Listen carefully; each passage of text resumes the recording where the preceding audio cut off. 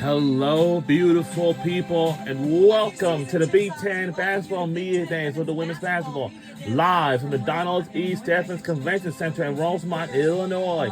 This is the 2025 Big Ten Basketball, that's the 2025 Big Ten Women's Basketball Media Day Special.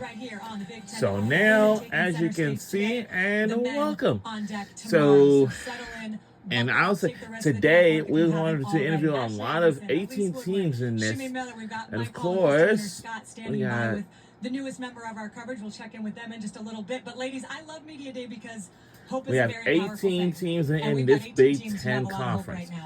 And welcome to this 2025 Big Ten Women's Basketball Media Day Special. It is a very, very big day once again. Looking forward to in year 2 of this expanded conference. Well, I would just say I thought it was. We are on the Big Ten 12 of the 18 teams Network. In the You Big can Ten also made watch Big it Ten. live on That is a phenomenal run. the You're talking Fox about Sports every single app. night, it seemed like an NCAA tournament game, and of course for UCLA to win the Big Ten tournament, advance all the way to the Final Four for the first time in the NCAA era. It was a special year for so many schools to make the NCAA tournament. 13 teams making the postseason.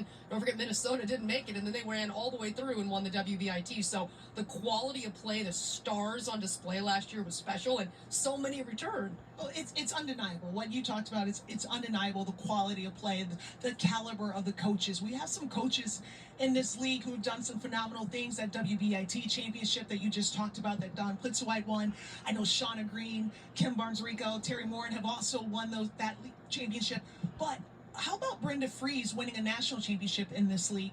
That's what I want to see moving forward. Is we did a great job of getting teams into the tournament. Now let's take it to the next level. We had 3 teams in this league made it to a Sweet 16. I'd like to see more teams advance further. Yeah, and hopefully get all the way and be the last team standing when all is said and done. And we will visit with all 18 coaches, 36 student athletes coming by our sets over the next 5 hours as we take a look at the Big Ten preseason polls. UCLA, the unanimous pick to win it all, voted number 1 by both the coaches and the media. Maryland coming in at number 2. Yeah, it looks like UCLA will be in the number 1 because they want to try to win it all for the women's basketball. They were thinking about they wanted to make it to the Final Four again and potentially, hopefully, make it to the national championship.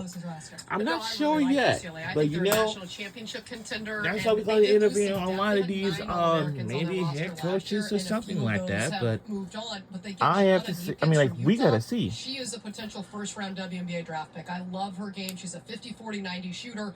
That's legit. Charlize Ledger-Walker, another player that was an absolute star at Washington State and led them to the NCAA tournament.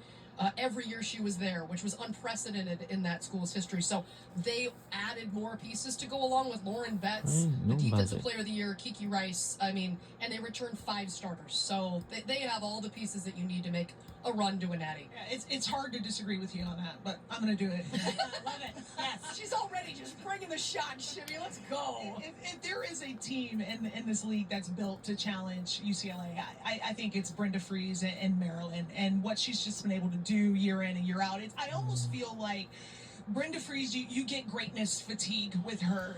You get tired of just her level of excellence. 4 Sweet 16s in 5 years. But this year, if they stay healthy, they have depth, they have talent, they have inside-outside threats. Well, and she's been doing this transfer portal moves well before it was really in vogue. I mean, she's been a player that, or a coach rather, that has been able to change her roster year to year depending on what she needs, and they're always good. She always coaches them up. I mean, it is easy to take greatness for granted when it is year in and year out, and a lot of it, to your point, depends on health. Obviously, a big story that Juju Watkins is not going to be playing for USC, the National Rating Player of the Year. We have so many storylines to dive into here over the the next 5 hours on Big Ten Women's Basketball. Media Day coming up. Mike Hall and Christy Winter-Scott with the newest addition to our women's hoop coverage. A very familiar face for you Big Ten fans. Media Day is underway. Don't go anywhere. We'll be right back on the other side of this break. When it's time